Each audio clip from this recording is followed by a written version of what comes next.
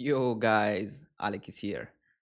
So, Riot Games decide it's finally time to get one more international tournament, and I gotta say, I'm pretty happy about it.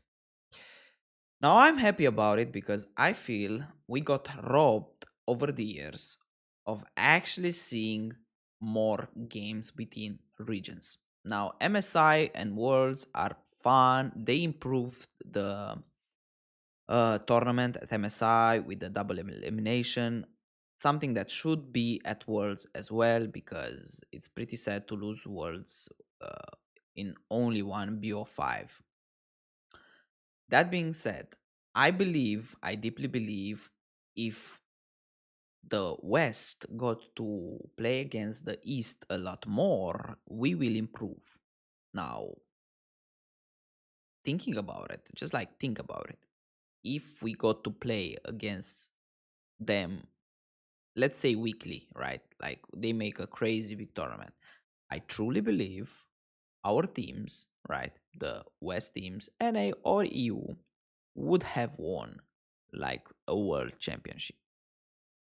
But it's not the case, for a long time, you might never get to play a LPL team or a LCK team at best once a year. You got like beaten in a group like two times by SKT, and bro, that's your experience. Cool story. You just like got beaten two times by a LPL team or a Korean team in a year, and that was your experience. And finally, we get more games. And let's see about this tournament. I want to see what rules does Riot put on this tournament. Get ready for Lolly Sports' new international competition, First Stand Tournament. At the end of the first split of 2025, one team from each of the 5 regions will travel to So we're gonna get like LPL, Korea, NA, EU, and I think the South Pacific, uh, Asian. Like I think we got like who flying oysters. Yeah, that's right. Like the Asia Pacific region. The what's it called? I LC Pay now. I don't know about that region, but I know about flying oysters. They were at Worlds, right, a few times. Seoul, South Korea to juke it out in Lowell Park for a week of action. At Bro, FST, how cool is for like our younglings, right? Our Padawans in Kalist and Vladi to get to be in Korea as like what 18 years old and 19 years old. I am glad they are having this chance. pros will have a chance to While Kana just visit his mom, right? forge their own path to victory, whether it be through brute force, elite mental, sheer creativity, or deft mechanics, as their skills are tested like never before with Fearless Draft. The tournament begins with a best-of-3 round-robin stage where each team will play once. Now, this I like. This I like a lot. This I like a lot. Think about it, right? We get to play every single team. We get to play every single team in a best of three. So first of all, it's not a best of one. God thank for that, right? And we also get to play every single region. And we're gonna get that NA versus U matchup. We're gonna get that LCK versus LPL matchup. That's lovely. That's lovely. We also get to see how we stack against them. So this is like a smartly done tournament. I feel like this is a very very good tournament. Finally, right? Like some great job on this part of the format at least. Against all other teams. In this stage, each team will start 2 matches with Okay, either side so selection you get or like 2 side without. selection. Okay, At the end of the round robin, the last team in the standings will be eliminated. so we're gonna expect the flying oysters to be eliminated.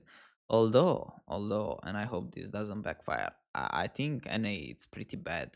This TL team is not good. Amti didn't look good at all.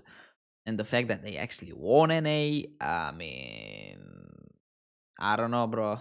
If KC loses versus this TL, Europe looks kind of dark. Europe looks kind of dark, but it's gonna be a lot of pressure. I just hope Vladi and Kalist can handle it. From the tournament. The remaining 4 teams will advance to the knockout stage, which will feature a single elimination best of 5 bracket. It's pretty set. It's a single elimination here because there are only 4 teams. I think the double elimination could have been better because you get to see again a best of 5, and we get more fearless. But at the same time, at least we got to see everybody playing everybody in the first phase of the tournament. Opening matches will pair the first seed against the 4th seed. So let's think about it, right? Like from our perspective as Europeans, right? If we actually want to get to the finals, so to say, we kind of need LPL or LCK to suck a little bit. Why? Because let's be honest, we are not gonna take the first place, right? To like get like NA. So we kind of need NA, even though I said TL looks pretty bad, to do something magical here and take like a good place, like take a third place or the second place, and we actually need to take the third place, right? And we kind of need to get like NA versus EU here to have a shot, but like to think that LCK or LPL could like just drop here, like come on, it's Hanwha Live and Top Sport. Both of these teams look like so insanely good, like so insanely good. Oh come on, it's gonna be hard to get to the finals, but how hype will that be for our younglings? Yeah, again to get here, that would be insane. That will be insane. That will be quite the experience for us. And the 2nd seed against the 3rd seed. These teams will battle it out to reach the finals, where we will crown the very first winner of the first stand tournament, proving themselves to be the most versatile team. It's very interesting. We are having a fearless draft because we want more diverse picks, while Mickey X is just like playing a Cyan support game in a professional gameplay. In the world. Is it gonna win us the game? Of course. Oh yeah, and the Vayne mid. Uh, do you think this fearless idea came out of the fact that the game got pretty stale and boring and the meta is just like the same? It was for such a long time just like Zeri Yumi or Zeri Lulu and Lucian Nami and Cassante top, and I feel like the game got a little bit stale. Sure, the meta switched a little bit here and there, but I felt like for a year it was only Zyra's jungle and Brand jungle and like Ivan here and there, and I think we can just like name the combos. Like as of right now, without Fearless, I think like legit 20% of us can just like call out the next picks in draft without Fearless. The winning team will also secure a second buy for their region in MSI 2025. So we get a free pass to MSI. Nice. Directly to the bracket stage. That's pretty nice. All of Winter Split playoffs and First Stand will be played using Full Fearless draft mode. In Full Fearless, any pick champions are banned for the remainder of the match. This means in Game 2, there will be a total of 20 bans. 10 champions played in Game 1, and the 10 newly banned in Game 2. Now, I will have a crazier idea because like this, and I'm pretty sure it's This gonna be trend like that, right? continues throughout the series, and by Game 5, the total of 50 champions. Okay, will so you get 50 champions that are being unable to be played. But I will not do only that. I will make that every single champion you ban and you pick gets like deleted for that series. So basically in game 5, 100 champions are no longer available to be played. Think about it. Like, come on, bro. Their chaos will be just like madness. Like, come on, it's a tournament that it's for fun. You get the kind of serious games in the part with the best of threes, right? Kind of serious because in a best of three fearless draft, it's pretty basic, you know. You still get your 3 or 4 very OP champs in every single role. But like, think about it: Game 5, 100 champions not being unable to be picked, bro. The Timo's AD carry, the Canon AD carry, maybe you get like you're gonna get like the craziest drafts ever. Like you're gonna really see the imagination of prayer. It will be full mayhem. I know the result might feel a little bit convoluted because, like, at that point, But still, you ban 50 champions, right? You don't get to play 50 more champions. You still have 120. Riot Games, we have too many champions as of right now. 50, it's pretty rough, but is it really? Like, you still have a lot of champions that are being open. If you are not fanatic and you are picking Misfortune, Lulu, and Volibear, I think you are doing pretty fine. I think like game 5 is not that insane with only 50 champions being banned. You still have enough options. You still have like the sixth best AD carry in the meta. Like, wow, game 5, we are probably gonna get like Zeri.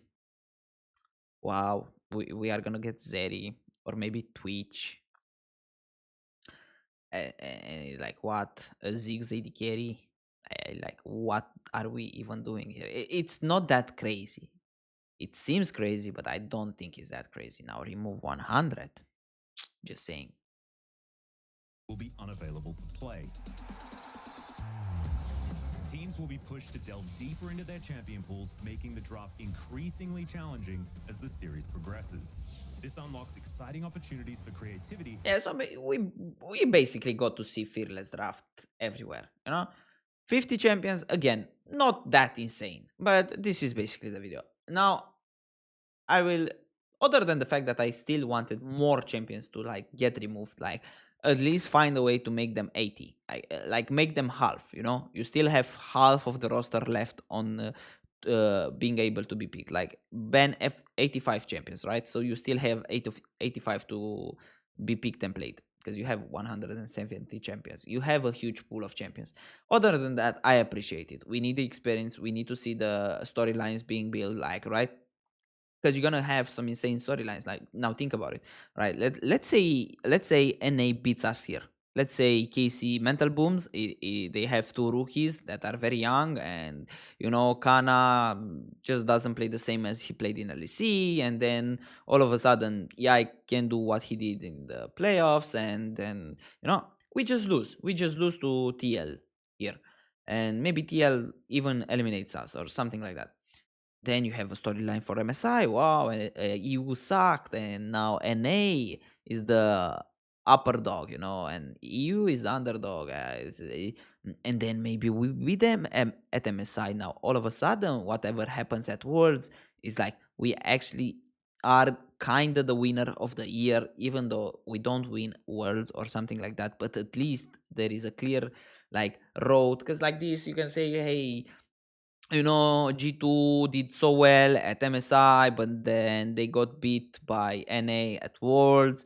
Are we truly better, or are they truly better? Like, what's actually the end result for the year? And then the teams get scrapped for the next years. You get new teams.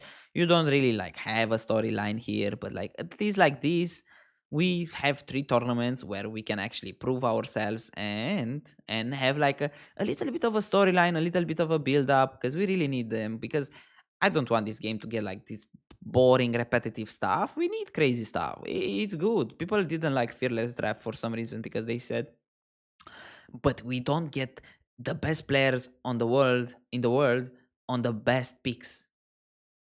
If you are the best player on the world in the world, you need to play every single champion.